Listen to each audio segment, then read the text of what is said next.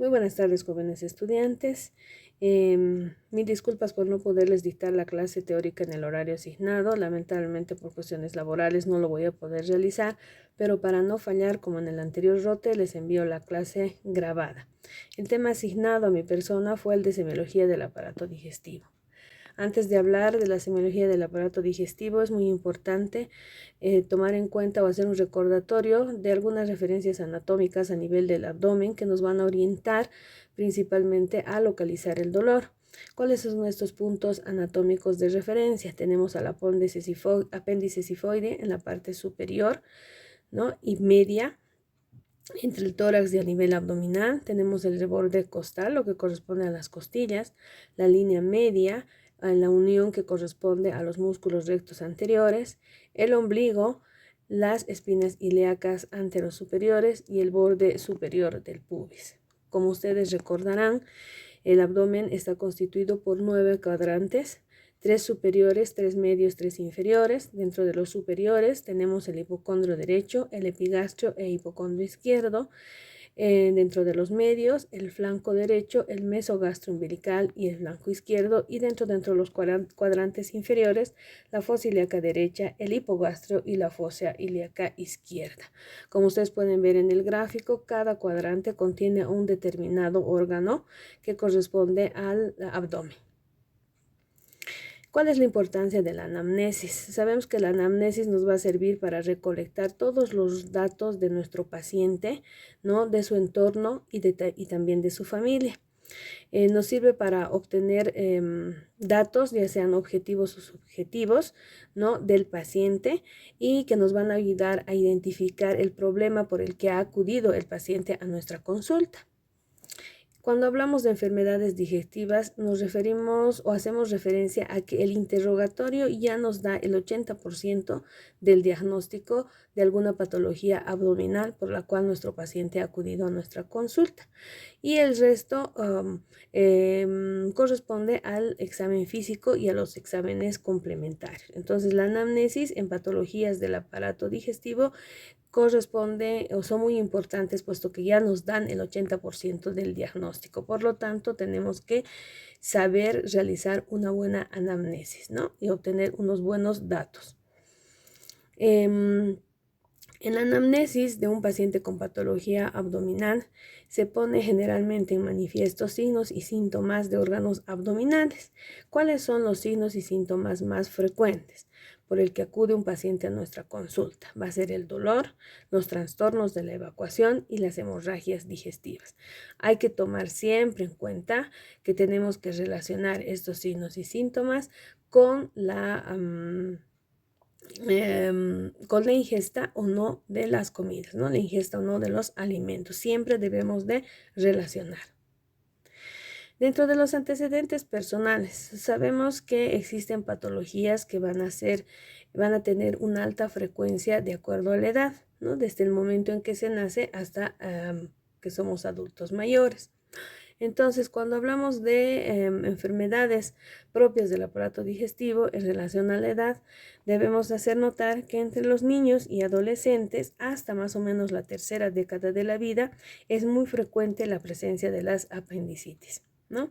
A partir de la cuarta década de la vida o adultos jóvenes, generalmente, es muy frecuente la presencia de las úlceras pépticas.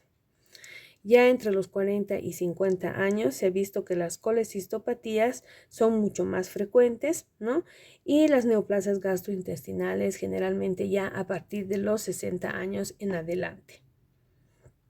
En cuanto a la raza, si nos referimos a nuestro medio, podemos ver que es muy frecuente la presencia del estreñimiento, ¿no? Y la presencia del dólico megacolon chagásico, ¿no? Es frecuente en nuestro medio, ¿no? Obviamente el dólico megacolon chagásico va a ser el que va a producir el estreñimiento crónico en aquella persona que lo va a padecer. Si hablamos del sexo, se ha visto que algunas patologías como las neoplasias de los labios, el cáncer de estómago, las gastritis, la enfermedad de Crohn y la úlcera péptica tienen preferencia por el sexo masculino. A diferencia que pasa con el sexo femenino, donde las colecistopatías es mucho más frecuente. A consecuencia de esta, la ictericia intrahepática y el estreñimiento son más frecuentes en el sexo femenino. En cuanto a la profesión, podemos decir que las úlceras duodenales, el colon irritable están en relación principalmente en aquellas profesiones donde la persona es sometida a constante estrés, ¿no? En relación al quiste hidatídico, en aquellas personas que se dedican a la crianza de ganado, especialmente bovino, ¿no? Y que pueden producirles a la larga el quiste hidatídico, especialmente a nivel hepático, ¿no? Como también puede darse a nivel pulmonar. Las cirrosis hepáticas, preferentemente en aquellas profesiones que están en constante contacto con bebidas alcohólicas, por ejemplo. Las hemorroides en aquellas personas que están en una sedestación por mucho tiempo, o sea, sedestaciones prolongadas, como pasa con las secretarias, como pasa con los choferes, ¿no? Se ha visto que son frecuentes. Dentro de los antecedentes personales, muy importantes los hábitos, ¿no? El hábito tabáquico, el hábito alcohólico, el consumo de drogas, ¿no?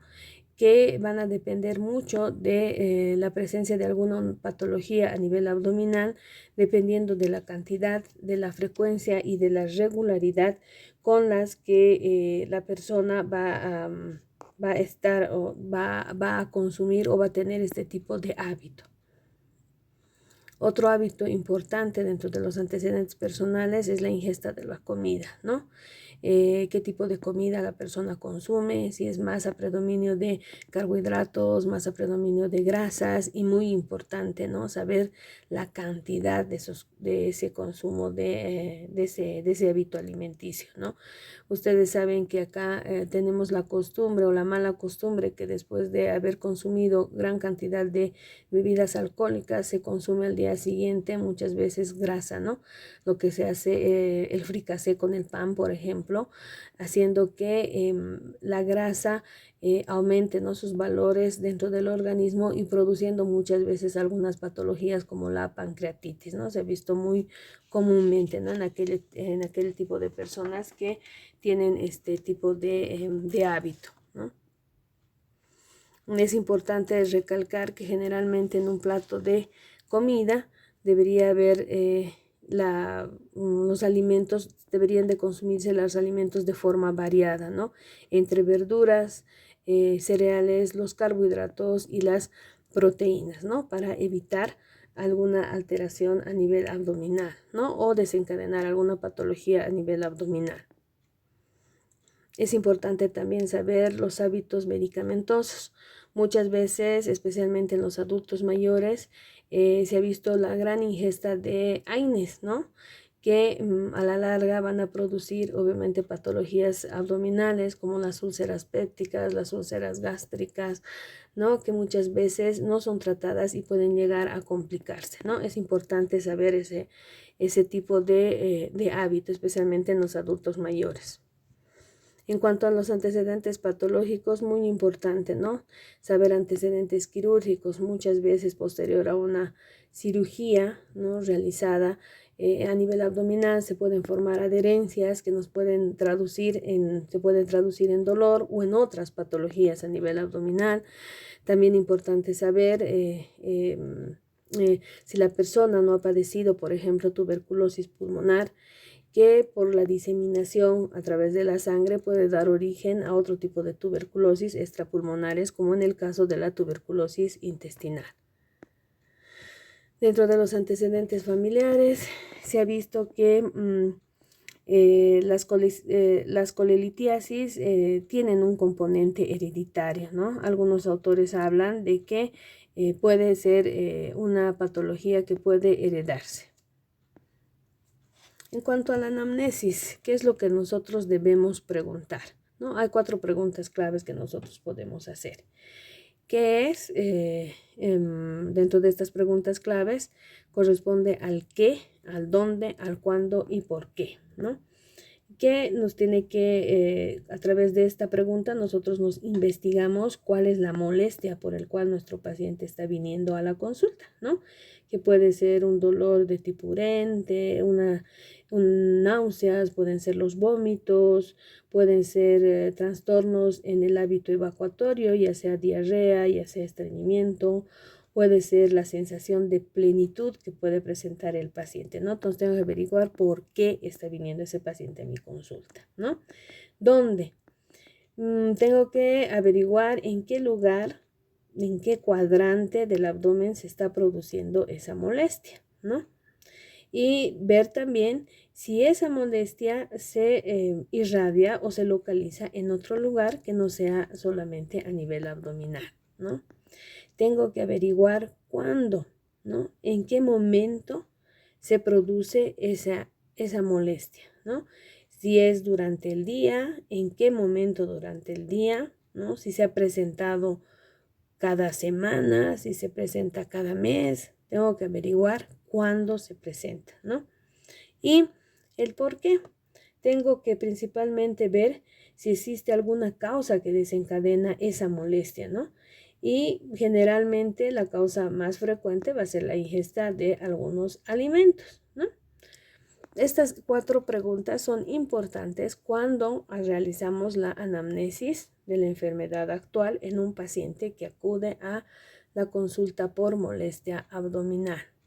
¿Qué, dónde, cuándo y por qué? El dolor abdominal se divide en 3 categorías: el dolor visceral, el dolor parietal y el dolor referido. Cuando hablamos del dolor visceral, generalmente nos referimos a que el dolor se presenta en órganos abdominales huecos, ¿no? Que al contraerse y al distenderse van a producir un dolor. ¿Qué órganos huecos tenemos a nivel abdominal? Los intestinos y el árbol biliar, ¿no? ¿Qué características tiene este dolor visceral? Es un dolor donde es muy difícil localizarlo, va a variar en cuanto a intensidad, ¿no? Puede ser de característica urente, se caracteriza por ser un dolor de tipo cólico, ¿no? Y un dolor de tipo cólico o dolor a la palpación. Puede asociarse a otros signos de sintomatología como la sudoración, la palidez, las náuseas, la irritabilidad, inquietud y muchas veces los vómitos. Y un ejemplo de este tipo de dolor visceral es el que se produce por la colecistitis. El otro tipo de dolor que corresponde a la clasificación de dolor abdominal es el de dolor parietal, que se origina por la inflamación del peritoneo.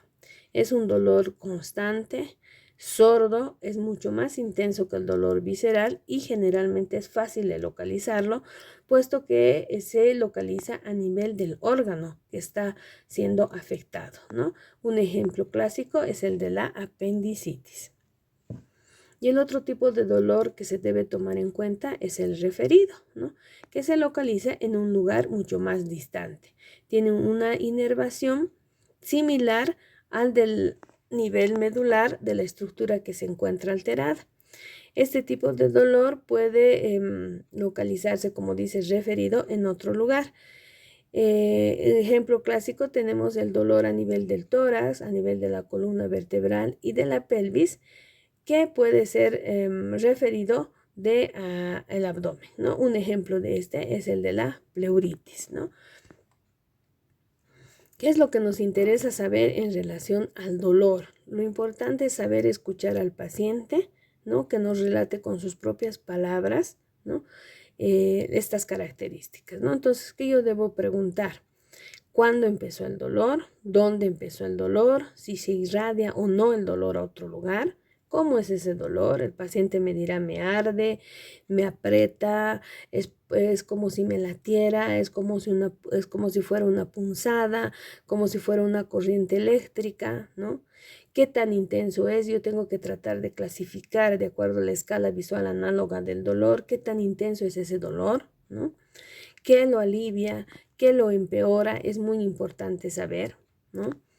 Por ejemplo, ¿qué lo alivia? La eliminación de gases cuando existe una distensión abdominal, por ejemplo. ¿Qué es lo que lo empeora? La ingesta de líquidos, por ejemplo, ¿no? Esos son datos importantes, ¿no?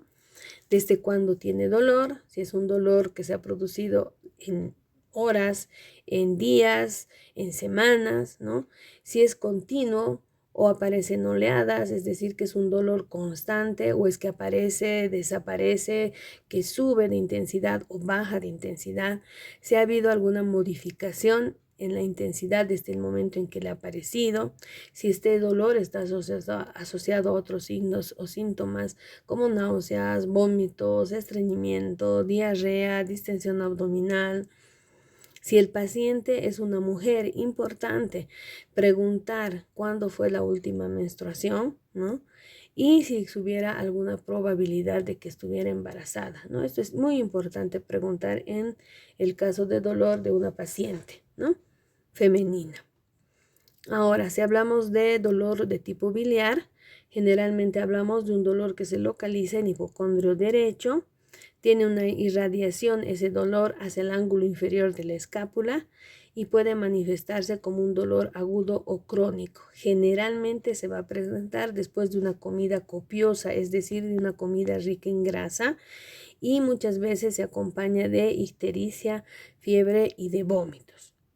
Otro tipo de dolor es el que se produce a nivel del páncreas. Es un dolor punzante localizado en la parte alta del abdomen, ¿no? Muchas veces se irradia la espalda, se empeora después de la ingesta de comidas y se puede asociar muchas veces a la taquicardia, a fiebre, a náuseas, a vómitos, y la sensibilidad a nivel de la región puede estar aumentada. Algunos ejemplos de localización del dolor con enfermedades abdominales. Por ejemplo, la zona del dolor puede ser subesternal. El órgano afectado va a ser el esófago. ¿Y qué le está produciendo el dolor? Una esofagitis, ¿no? Otro ejemplo, el dolor a nivel de la escápula derecha. El órgano afectado pueden ser las vías biliares y el ejemplo clínico es un cólico biliar, ¿no? El dolor a nivel del hipogastrio. El órgano afectado puede ser el colon y el ejemplo de la patología que lo produce puede ser el de la colitis ulcerosa. Como ven ustedes, debe haber siempre una relación entre la zona del dolor, el órgano que se afecta y qué patología me está produciendo. De ahí la importancia de los reparos anatómicos ya antes mencionados, ¿no? Ahora también es importante saber frente a algún signo o síntoma, qué maniobra me va a ayudar a calmar el dolor abdominal que me puede referir el paciente. Por ejemplo, los eructos, ¿no? Pueden aliviar lo que es la distensión gástrica, perdón, cuando tenemos un estómago que va a estar afectado, ¿no? Un ejemplo clásico, las úlceras, las gastritis, ¿no? Los vómitos, por ejemplo, se va a presentar por alguna obstrucción a nivel del píloro, ¿no? Y el órgano afectado puede ser o el estómago o puede ser el duodeno, ¿no? Con los vómitos esto va a ir mejorando, ¿no? En el caso de la peritonitis, por ejemplo, ¿no? El órgano afectado va a ser el peritoneo, ¿no? ¿Y qué maniobra me puede aliviar esa molestia? La flexión de las rodillas, ¿no? Entonces existen algunas maniobras que nos van a ayudar a aliviar signos y síntomas de determinadas estructuras abdominales. Algunos otros signos y síntomas a nivel abdominal. Tenemos las náuseas, que no es nada más que el deseo inminente de vomitar, que puede o no estar acompañado obviamente del vómito.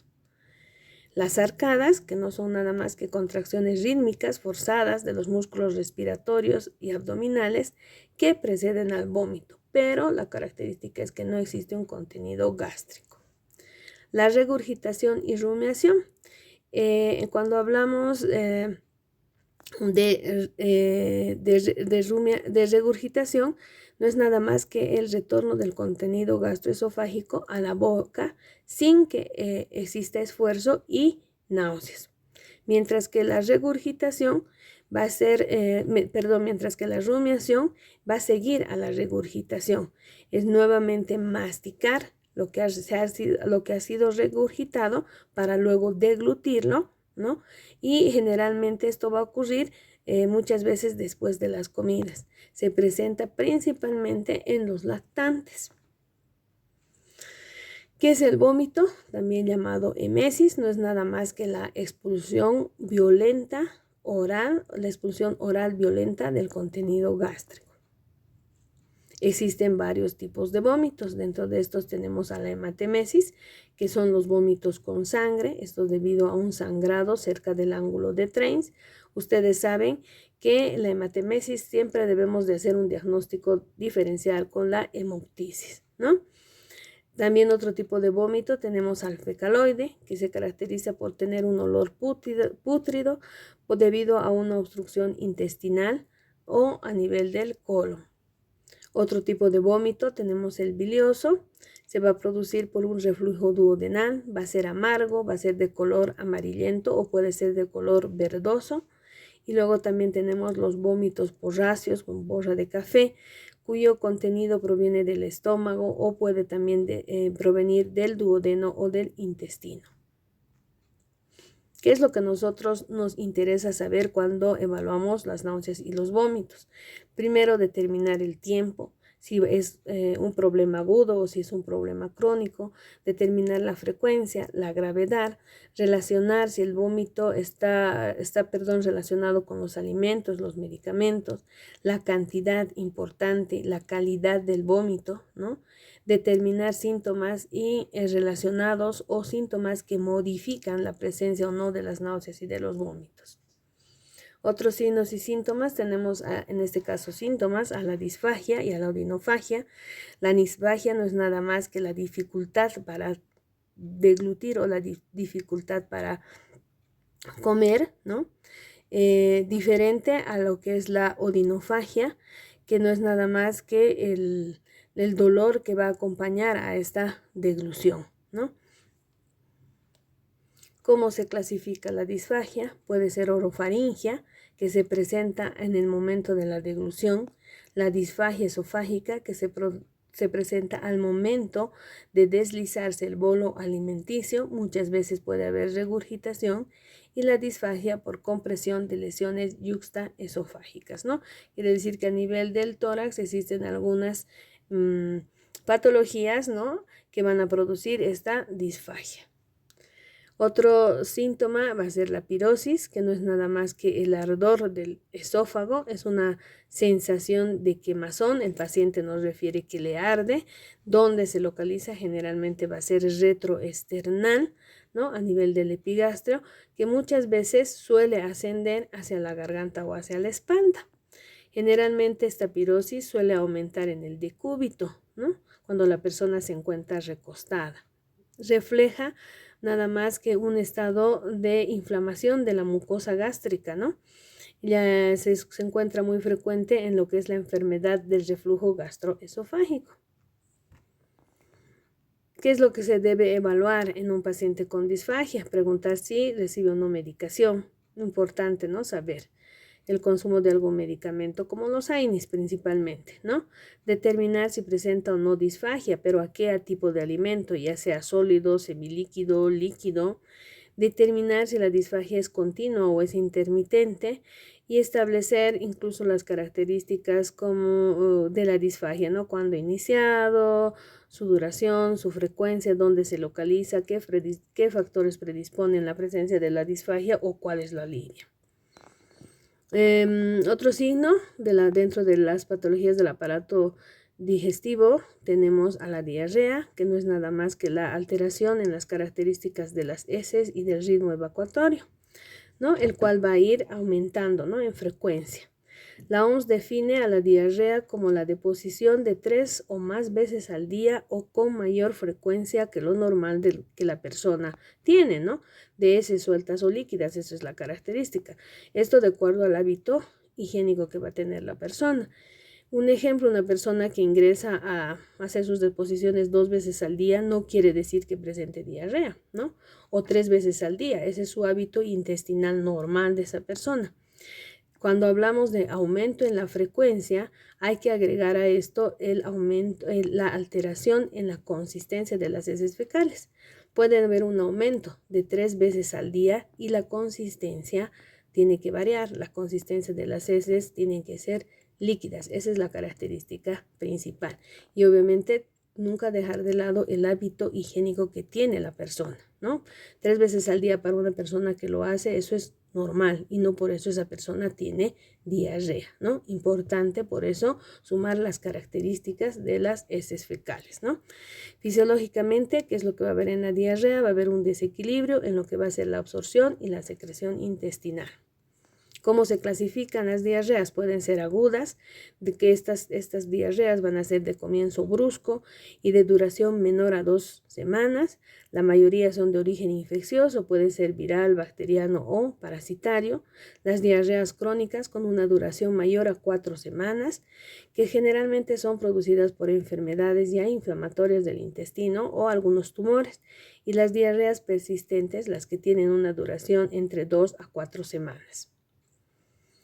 ¿Qué es lo que nos interesa saber en la descripción de la diarrea?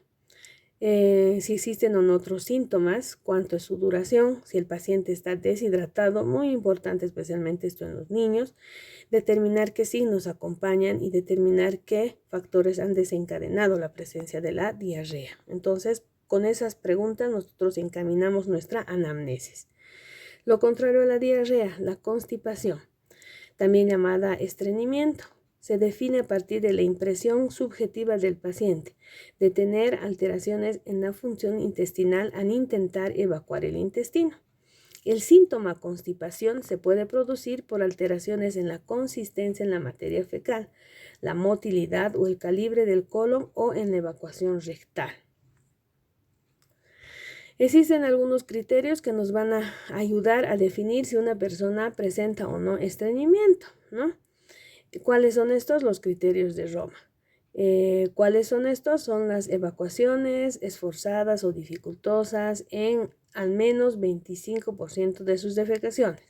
La materia fecal suele ser dura en un 25% o más de sus evacuaciones. La sensación de evacuación incompleta se presenta por lo menos en un 25% de las deposiciones y la sensación de bloqueo, obstrucción o bloqueo anorrectal se presenta en al menos una de las defecaciones. Otros criterios, maniobras manuales o facilitadoras en al menos 25% de las defecaciones, es que el paciente se realiza para poder defecar. Menos de 3 evacuaciones por semana, heces blandas raramente, sin el uso de laxantes, la ausencia de criterios suficientes para el síndrome de un intestino o de colon irritable. ¿No? Como vemos aquí dentro de los criterios de Roma, estos nos van a servir principalmente para orientarnos y saber si el paciente está cursando con algún tipo de estreñimiento, ya sea de tipo primario o sea secundario. ¿Cómo se clasifica la constipación o el estreñimiento? Puede ser aguda, generalmente van a ser benignos, autolimitados y se deben a cambios, por ejemplo, en la dieta o algún efecto de medicamentos. Un ejemplo, muchas veces las personas que consumen antibióticos suelen estreñirse o en otros casos puede haber diarrea, ¿no? A eso se refiere una constipación de tipo aguda. Cuando hablamos de una constipación o estreñimiento de tipo crónico, se puede deber a 2 causas, ¿no? Ya sea funcional o primaria, donde existe una lesión a nivel del colon que nos está produciendo el estreñimiento, y una secundaria o extracolónica, que se presenta generalmente en enfermedades sistémicas o el uso de algún medicamento, como pasa, por ejemplo, con los hipotiroideos, ¿no? Una enfermedad que va a producir estreñimiento crónico. ¿Qué es lo que nos importa saber en relación, describir, preguntar en nuestra anamnesis en relación al estreñimiento? Determinar primero uno si es estreñimiento o no. Determinar si es agudo o si es crónico. Valorar qué otras condiciones médicas, esto en relación a si tiene o no otras enfermedades que pueden producir el estreñimiento, ¿no? Y obtener alguna lista de medicamentos que el paciente pudiera estar consumiendo y que le pueden estar ocasionando el estreñimiento. Dentro de otros signos y síntomas tenemos en este caso a la ictericia como signo, ¿no? La ictericia no es nada más que la coloración amarillenta de los tejidos corporales debido al exceso de la bilirrubina. Los niveles tienen que estar por encima de 2 miligramos por decilitro, ¿no? ¿Y qué es lo primero que se observa en relación a la ictericia? Son las escleras que se vuelven primeramente ictéricas, luego se localizan debajo de la lengua. Muchas veces la ictericia también se localiza en las membranas timpánicas y luego recién a nivel de la piel. ¿Qué es lo que me interesa saber? ¿Cuándo se ha iniciado? cómo se ha presentado, en qué orden ha sido, ¿no? Determinar la progresión, determinar qué factor ha podido desencadenar la presencia de la ictericia y determinar si existen síntomas relacionados o no. Las náuseas, los vómitos generalmente van a estar en relación con la presencia de ictericia. Por último, tenemos a las melenas, que no son nada más que la expulsión de heces fecales negruzcas, altitanadas, que pueden ser líquidas o sólidas, pastosas, sin forma y son pegajosas, generalmente asociadas a hemorragia digestiva alta de por lo menos 60 ml y la presencia de sangre de más o menos 8 horas, ¿no? Hay que hacer una diferencia entre lo que es melena, enterorragia y hematoquesia. La melena son heces fecales con sangre, negruzcas como se ha podido observar en la foto y que corresponden a hemorragias de la vía digestiva alta. La enterorragia generalmente la sangre va a ser de color rojo vivo, va a ser abundante y corresponde a el recto, ¿no? El recto es el que se encuentra sangrando, es una hemorragia digestiva baja, ¿no? Y la hematoquesia, que generalmente la sangre va a ser fresca y se va a presentar durante la defecación, ¿no? Importante para determinar si la hemorragia es de vía digestiva alta o vía digestiva baja, el color de la sangre, ¿no? Si es oscura y si es mucho más clara, ¿no? Eso nos va a orientar para saber qué tipo de hemorragia digestiva puede estar cursando nuestro paciente, ¿no? Ahí tienen la bibliografía de la cual he sacado los datos para poder hacer un resumen breve, conciso de la signo-sintomatología que debemos de conocer en relación a las patologías gastrointestinales, ¿no? Esperando que la clase teórica les sirva de orientación, ¿no? Para que ustedes puedan realizar sus prácticas. Bueno, me despido con ustedes y agradeciéndoles su comprensión por el envío de la clase teórica por este medio. Muchísimas gracias, éxitos jóvenes, siempre bendiciones.